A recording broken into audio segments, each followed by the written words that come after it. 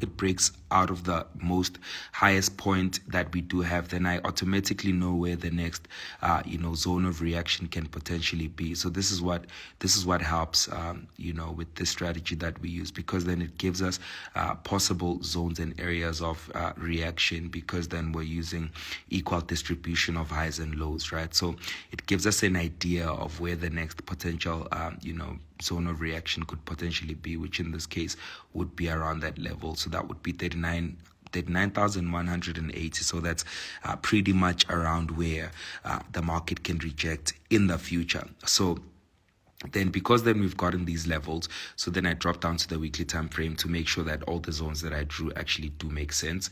And if I do go to the weekly time frame, I can see, even as I go to the previous market, that the market actually does reject around these levels. So you see that same level that the market rejected on there is the same level, and the same level there becomes the same level even there.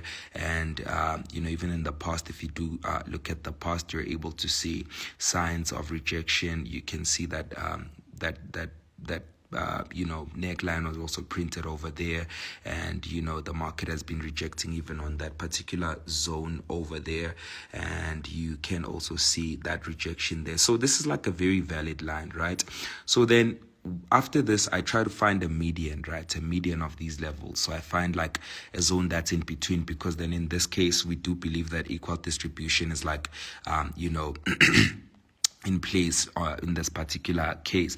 So we now do what? We now come and we look for median zones. So that would be 50% through both these lines. So what I'm going to do then, for the sake of this particular lesson, I'm going to switch off everything on this particular tool. So the reason why I'm using this tool is because I'm trying to find half of the distance over here. You can try and calculate that, maybe say 3265.70 plus 348 12.60, and then divide that by 2. You'll be able to get the median, which would be 33,720, 33,719, somewhere around there. So that's what you would obviously be able to now identify in this particular case. But because of this lesson, I'm going to switch off everything. I'm going to switch off this level and that level, switch off that level, and then I'm going to have a tool that's going to give me that 50%. So as you can see, so we've got the 0% and the 100, so that's like 100% of these two lines.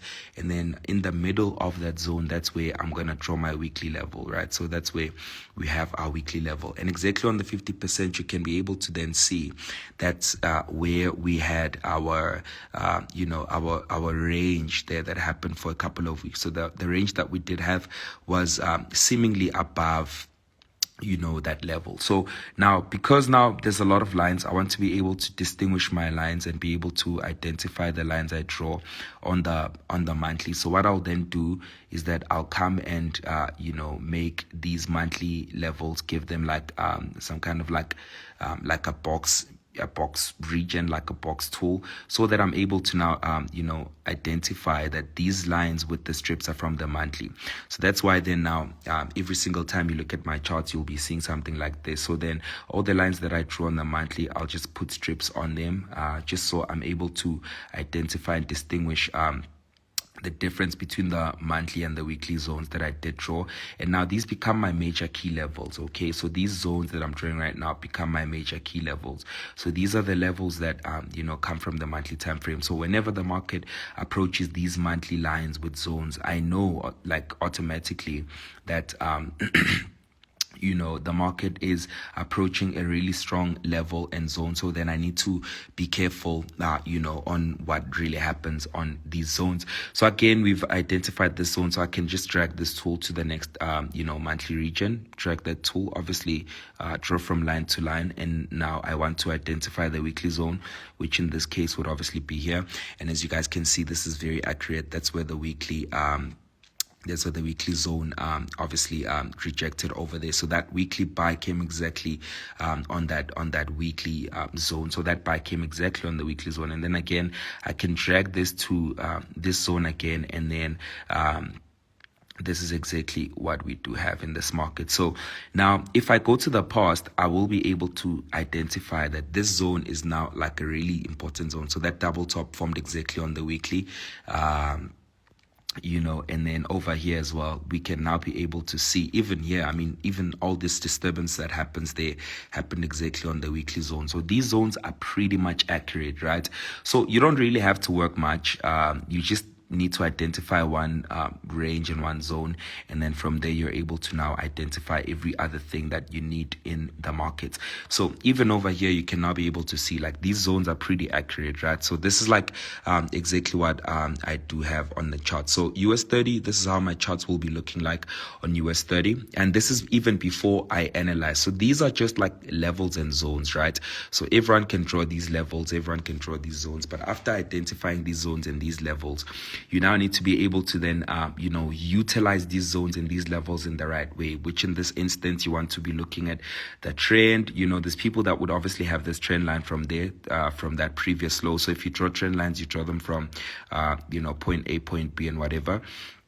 So if you draw your lines, let me just make this line a bit thicker so you guys are able to see that. So you can see I've got like templates and whatever. So I'm just going to use hourly breaks because I need this line to be a bit thicker, right? So if you look at this analogy and this ideology, you're able to identify that we've had our first point over there. So we've had our first point over there, and if we can just copy and paste that to the next point that we did identify, so this would be our second point, right? So you need 2 points to be able to then identify zones, right? So we do have our first and second point, and then from there we need what our third bounce, which is now in confluence. So when we speak about confluence, guys, we speak about like such formations when the market will be hitting the trend line like that. This is the third touch we do have, and then again the third touch is in confluence with the zone. So if you look at this formation over here, this was a golden setup, right? Why am I saying this? The same zone that we do have over here now seemingly becomes our trend line as well. I personally don't use trend lines because then I would have known that this is a zone of rejection. So over here we do have the market touching that level. From that level, then we're seeing the market go up. Now, I'm going to go to other tools that I do personally use. I mean, I still do have tools like these. I'm going to show you just a bit, just so you guys can see.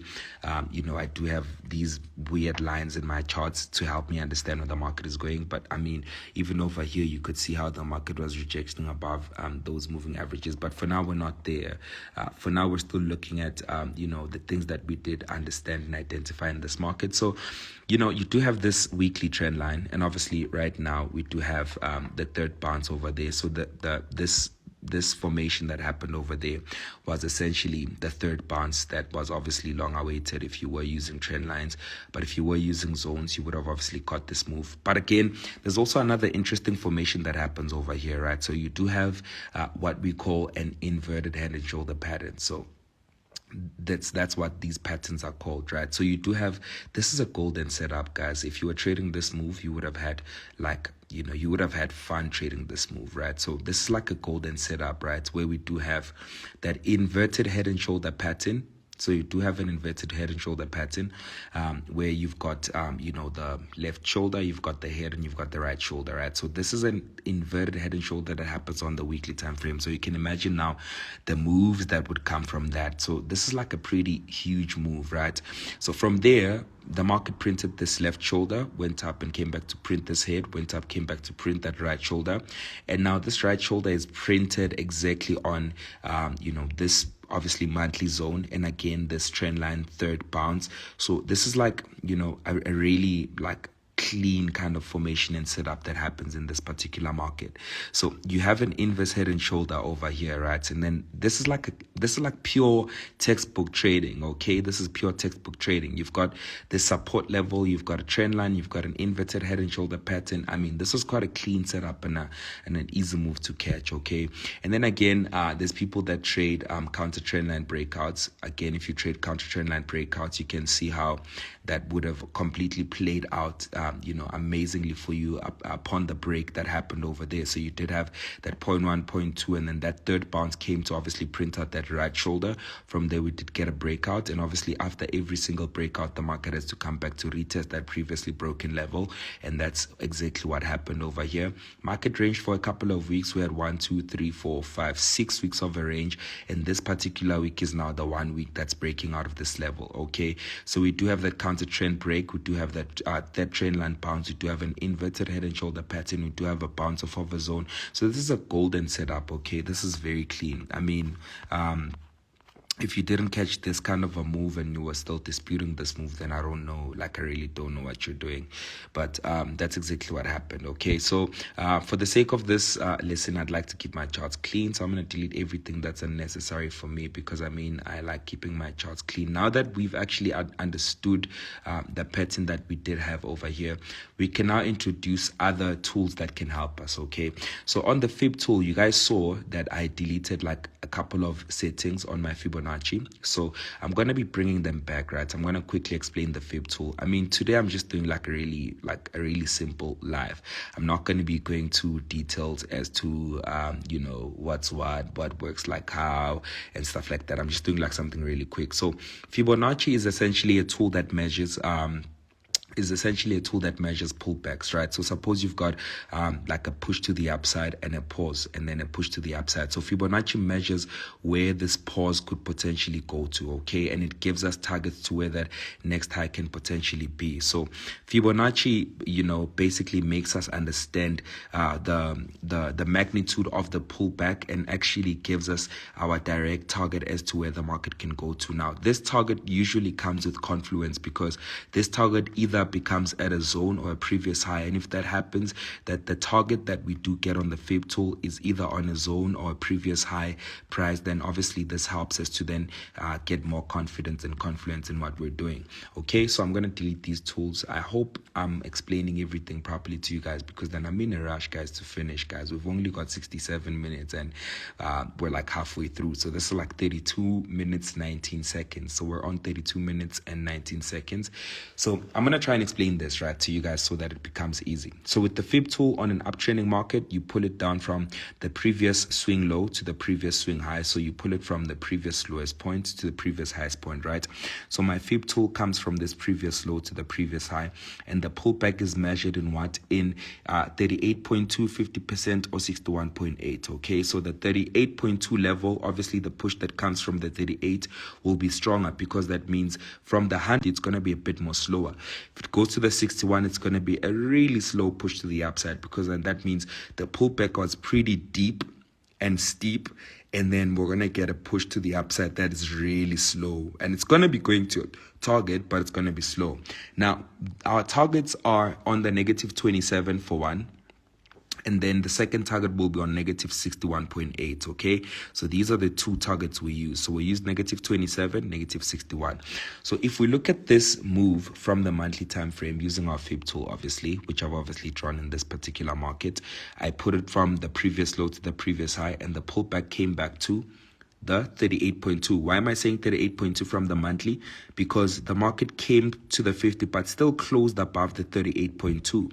So that 38.2 level is a pretty strong level and zone, and you can't ignore that. So because that's 38.2, the move that's going to come is going to be strong, because then that means the pullback that came wasn't that steep, and the market literally took about 38.2% of the entire push that went up. Now, because this is a 38.2% pullback, this means the sellers tried to pull back the market to whatever zone, but they failed to go below that 38.2. I mean, look at the wick that actually came up on that level. I don't know if this is liquidity or what from the new traders that started trading in 2022, but from my old school kind of trading, this is basically like a huge spike, which essentially means the market, the sellers tried to push the market to the level, but obviously the buyers were much more, stronger than the sellers. And obviously you can see how this candlestick closed bullish above the 38.2 level. So from that level, we're obviously expecting what? To see negative 27. Sorry about that. So negative 27 becomes the first target, right? So negative 27, guys, if you look at negative 27, right? So I'm going to put this cursor over there. The negative 27 level is exactly on the previous high, which then gives us more confidence and confluence to know that US30 has much more, much more potential to go to negative 27. And then from negative 27, we're looking at a negative 61.8. And if you look at the pip difference between that 61.8 and the weekly zone we do have, that's not much of a difference. If you look at the negative 27 and the monthly, that's not much of a difference, which means that the market can still spike on that level before it pulls back. It can still spike on that level before it drops. So now Fibonacci is also confirming to us that we're actually going to see a huge push to the upside. So I don't know what fundamentals are going to come out, but looking at this particular technical analysis, I do anticipate a really good outcome in the US30 markets, right? So we're going to see a really big push to the upside, right? So if this weekly candlestick closes like this, next week's candle can come and touch that zone, and from that zone we can now see the market pushing more to the highs. So that's essentially what we do have over here, right? So then we have gotten our analysis from the Fibonacci, we have gotten our analysis from market structure. Now we're going back down to the weekly. So on the weekly, we did identify that as well. I mean, you can still do this particular move that we did have from the previous swing low to the previous swing high, and then you drag it to the right. If you look at this, we do have a 50%, so it's within the 38 and the 50 level, and you can see now it went straight to target. So the rejection that happened over here, it went straight to target. So from that target, we're looking at negative 61 for second target. So you can now see that there's more buying momentum in this particular market than there is for sellers, right? So Fibonacci is essentially my one favorite tool that I do use. Now that we're done with this analysis, now what we do now have to spot and identify is that we need to find entries, right? So I do go down to the daily time frame. So on the daily time frame, guys, right? So basically from my analysis, I do need the market to reverse exactly on these levels. If the market reverses anywhere in between, then I need to obviously identify and mark out that level, because then this becomes an important zone and level within the markets. So I mean, look at this beautiful formation that happened over there. I wish I caught this move. I mean, I can't even remember if I caught this move or what, but this is exactly what we do have. This was somehow a previous zone. The market broke out of that level, retested, went up again. Obviously, the market, came back to gain more momentum and more strength. If you see stuff like this happening on a buying market, you must know that this zone, is going to be tested, and the push that's going to come on there is going to be strong, because then the market is basically telling me that we want to buy, but we don't have enough strength to buy. But we're going to keep on coming back to this important zone that you did mark out, just so we can pick up more momentum, so that if we push out of this zone, this can be a really big and a huge push out of this zone, which in this case and in this instance, we can see clearly. The market came back to this zone. From that zone, you can see why then this big push happened, because the market came back to pick up momentum and strength and volume to now push out of this level, right? So it's a really quick analysis that I'm trying to give to you, right? So again, on the daily time frame, what I'm trying to do is that I'm trying to identify zones and levels where the market is rejecting, and obviously mark out those zones and levels. And I don't want to go to the past. I want to go to the actual market that's currently being printed to me right now. So what I then do on the daily time frame is that I'm going to be marking out these zones. So I'm going to mark out that high, right? So I said I look for a median zone, right? So I'm looking for a median zone. So because this is a daily zone, I'm going to remove the extensions. And then I'm going to go to, so I did tell you guys I've got templates, whatever. So I'm going to use psychological level. So I want to mark out this psychological zone, because this turned exactly at a random place. So we're 40 minutes into it. We're coming, guys. 20 more minutes to go. So we've got a random area over here, right? So we've got a random area over here, which, for some reason the market used as resistance. So we want to understand why the market then uses this zone, because we want to catch our entry points exactly on these zones. So we enter either on these zones or the daily zones that we mark out. So there's no need for me to then go to the past and mark out this zone all the way to the future. I mean, this zone is relevant. If you look at the formation of that zone, if you put that area there and you want to draw this across your chart, let's maybe take up that zone for argument's sake, just so people can really be satisfied satisfied that this zone is irrelevant. I mean, look at that. This zone is irrelevant. The same zone that influenced the market is not the same zone that influences the market over there. What does that mean? That means we have to now modify our zone to current market. So we do see this zone over there. So now, because I've got my zones and everything I need to be able to now enter, everything that's below the daily time frame from the H4 time frame is for me to now scrutinize the market and to basically understand exactly what it is that happens. So look at the masterpiece that happened over there, right? So we've got a beautiful masterpiece. So the same zone that I draw on the daily time frame is the same zone even on the H4 that pushes the market down. It's the same zone that the market was rejecting on over there. Same zone that the market broke and came back to retest. Can you see that retest exactly on that gray area? And from that gray area, you can now see the market pushing up, pull back a bit, push back up. So now, what do we need now? Based on what we did say, this zone hasn't been retested, right? So the sells that are happening here could potentially be a retest to that zone, right? But again, you don't want to be trading these random as, these random ass retests that happen over there, because I mean the market could decide to push up from that level. Again, we've got more momentum going up compared to momentum going down. So in this particular instance, you want to be able to see the market pulling back to this zone for you to be able to buy properly. Remember, this is what I want you to take out of today's live. I want to write this down, guys. I want to write this down. Your duty and your assignment in the market is to buy and to sell, right? So this is your duty and assignment in the market. You want to be buying and you want to be selling. This is your duty in the markets, right? Any other thing that people tell you on Instagram is not even important, right? So when we speak about buying, we're saying the market is obviously going up. So whenever the market is headed up, we want to be buying.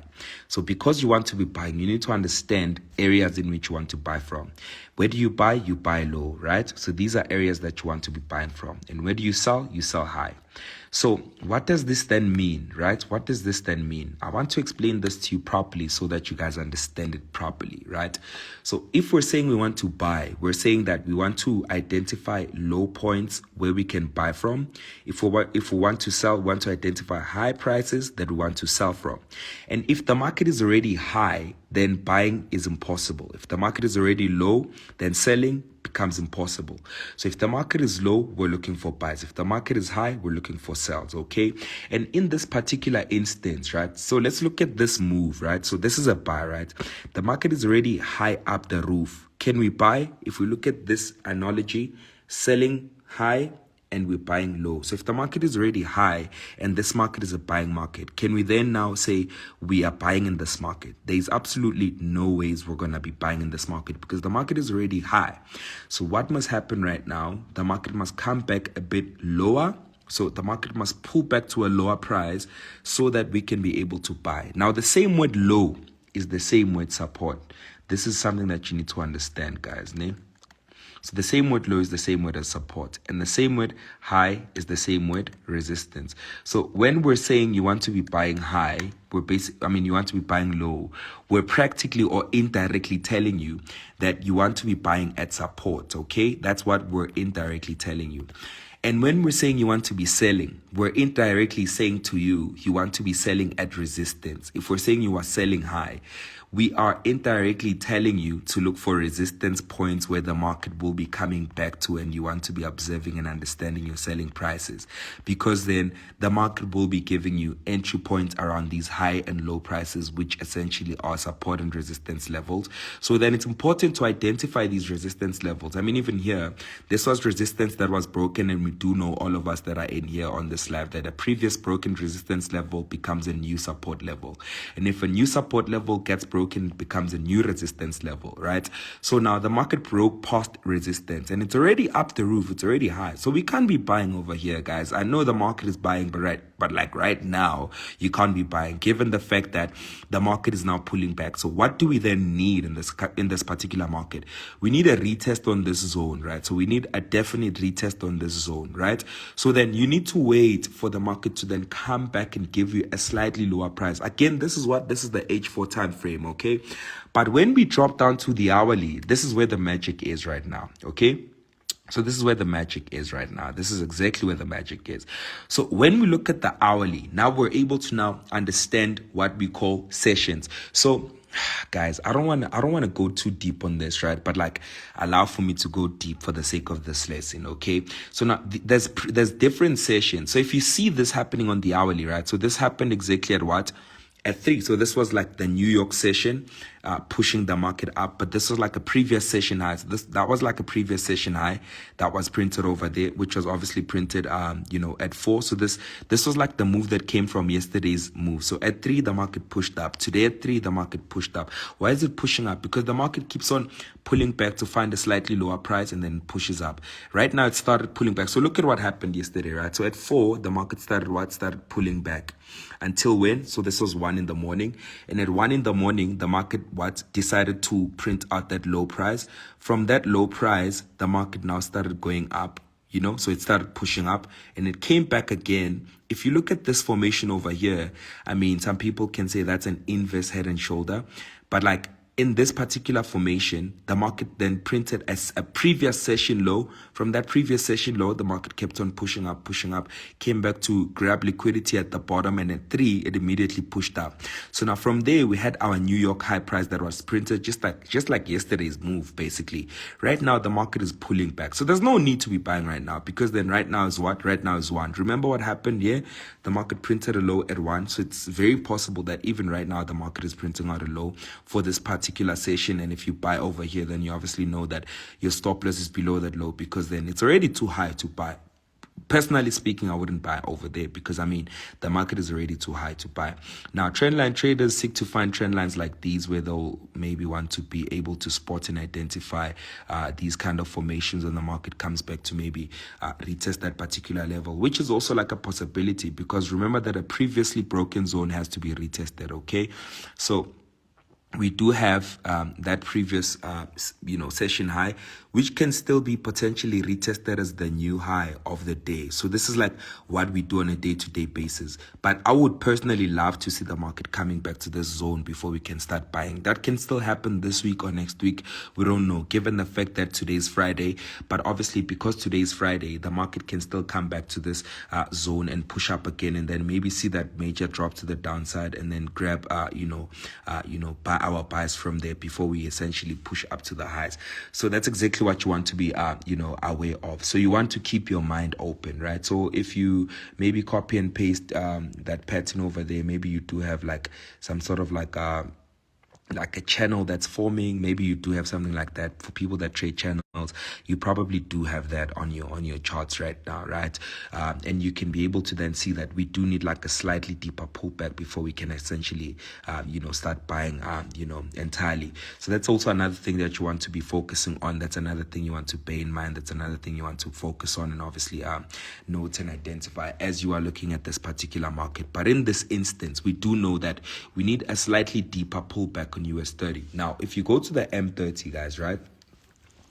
So I'm personally a structured trader, okay? So I'm a structured trader, and if you look at market structure right now, you're able to see that the market in this particular instance, structure is not too clear on this particular market, but for the sake of this lesson, I'm going to pull out this previous high, because I mean that's like a really important high, hey? So we can't ignore that. So that's a really important high, and right now the market is currently trading below that high price, which obviously means that we can see the market pulling back from that particular high to the downside, at least to come and grab liquidity around here before we see our general buys to the upside. So that's essentially what we're looking at. So anything that happens on our lower time frame is you confirming the candlestick formation and patterns that happen over there. And when you look at the M15 time frame, this is still like a very big time frame for US 30, right?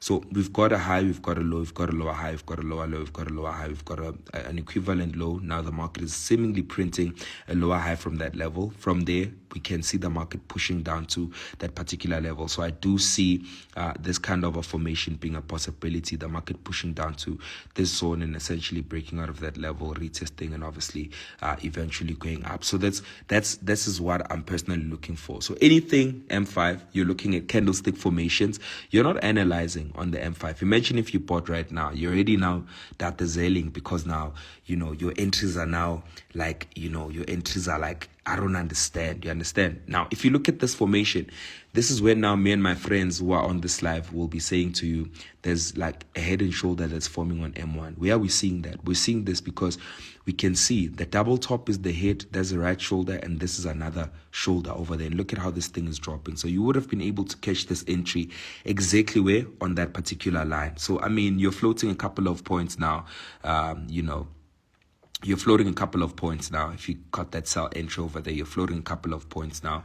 And if you go back to the M5, you can see now the M5 is completely bearish now. If you look at at this reversal that happened over there, you can now see we've had this engulfing candlestick. It's not even an engulfing candlestick, but this is what I would personally call a bearish variation pattern. So bearish variation patterns are when the market forms these kind of formations, and obviously it confirms to us that the market is obviously going to be going to the downside. And obviously we have about 2 minutes before this M5 candlestick closes, and if this M5 candlestick closes like this, then obviously the market will be going down. So this is where you would want to enter. Obviously your target would be on that gray area, and from that gray area you wait for these kind of formations for you to start buying, and after buying from here, you obviously wait for the market to now go to the upside. My brother has spoken. He is saying I must close it. What are you guys saying? He's saying I must close it. What are you guys saying? What are you guys saying? I think I've covered everything that needs to be covered. So that's essentially what we look for when we do trade. So do take a screenshot right now on the 500 views, tag me on your story, and I will repost. It's gonna feel nice, guys. You're gonna get reposted by a verified account. Jokes, but that's essentially what I look for. That's essentially how I do trade. So I gave you guys my full course in 51 minutes. I thought that I was gonna drag it to 67 minutes, but it's 51 minutes, and I covered everything that I needed to cover. So let me accept my brother so he can also add a thing or two. Basically what you do, you have to take a screenshot, tag me on your story, and then I will be able to then repost your mentions that charge you for courses that understand, that give you useless value, that give you things that won't work. If you get the skill right, and if you understand how to analyze the markets, how to plot your levels, how to find your entries, this is the most biggest thing that you can ever do for yourself. This thing is very, very, very, very possible. Bear in mind that people haven't really learned about entries and exit points. This was just top-down analysis from monthly, weekly, daily, 4 hours, M15, M5, M1. All the time frames, my boss. All the time frames. I always say that if the time frame is there, the time frame is important. They wouldn't put the M1. If anyone blows tomorrow, it's on them, dog. If anyone blows tomorrow, it's on them. They already have a direction for the rest of the day tomorrow, direction for the rest of the week next week. Theirs is now to find an entry, dog. It's too much. This analysis is too clean, boy. This was the one. This analysis is dangerous. So, guys, I hope you did learn something. Drop a comment. Tell me what you did learn. Tell me the questions that you do have. I've got Dumelos, Tola, I've got Stylish Kids in the building. These are big guys in the industry, and we're on how many minutes now? We're on 50. Wait, how many minutes is this thing? 51 minutes 40 seconds. So we've got about 10 minutes left. So do throw in those questions, throw in those comments, so these gents can also help you guys. What we are trying to do in South Africa is bigger than what has ever been done in the country. I swear. What we are trying to do right now is really coming. Something big is coming. No, Martin, maybe by Monday, like in terms of Monday you will announce. Maybe by Monday you will announce tomorrow, not today. Maybe by Monday. But something big is coming. It's gonna be a life-changing thing. It's coming. The country hasn't seen nothing, my man. So you should drop the bomb on Monday. Let's drop it on Monday. It's still too soon to drop the bomb on Monday. No problem then. Something big is coming, Fana. Something big is coming. How do you delete a comment?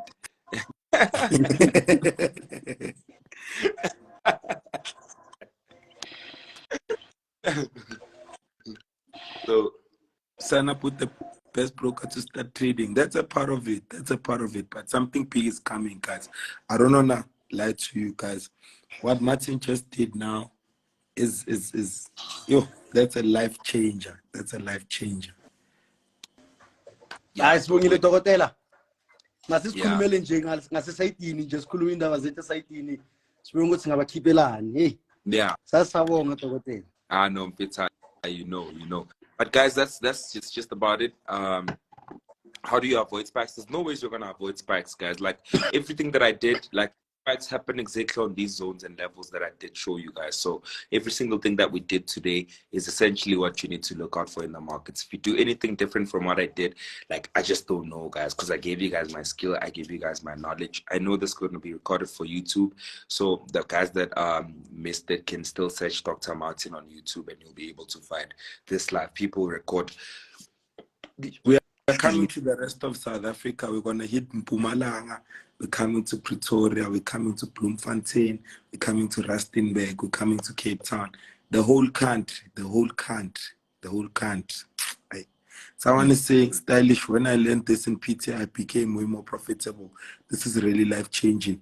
And that was, 2 years ago. We were not as skilled as we are today. So what Martin gave you is just a glimpse of our strategy, but there's more, guys. There's more. We are coming to Mpumalanga, we are coming to Limpopo, we are coming everywhere, guys. We are coming everywhere. Northwest too, we are coming. Pretoria, we are coming. Joburg, we are coming. You must just be prepared for more, guys. Joe's is included, the whole of SA. We just did Durban not so long ago.